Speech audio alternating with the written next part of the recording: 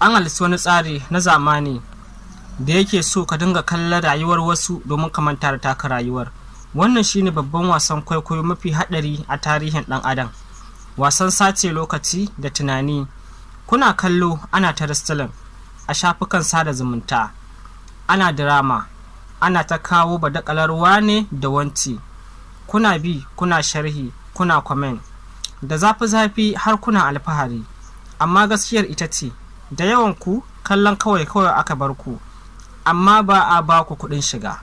Za ka gane me nake nufi idan ka karanta sakin layi na gaba.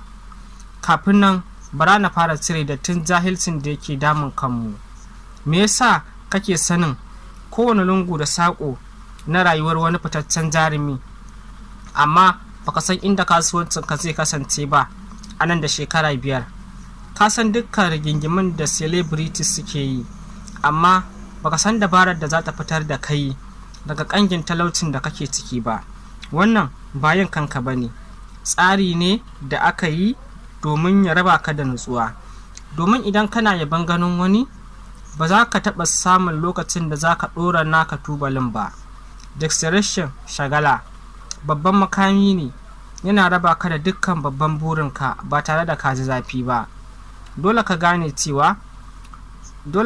cewa duk wani babban abu da aka gina a duniya an gina shi ne a cikin shiru da kuma nutsuwa.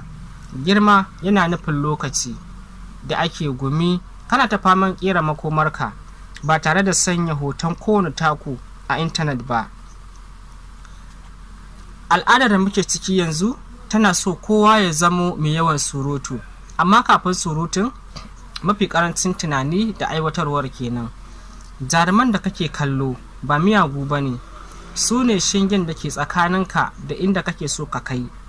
Idan har wannan bayanin nawa ya sa ka ji haushin kanka yadda kake ɓata lokacinka kana kallon wasan kwaikwayo da rayuwar wasu, to na cika aiki na. Lokaci yayi da za ka daina zama ɗan kallo a cikin filin wasan rayuwarka. Wannan ba labari ba ne kawai, kiran wayar gaggawa ne ga duk wanda yake so ya zama wani abu kafin ƙarshen shekarar nan. Turawa abokanka guda 3 wanda kake ganin sun ƙware wajen tsegumin wasu maimakon gina kansu. Ba kai bane ka sanja, idanka ne kawai ya buɗe yanzu.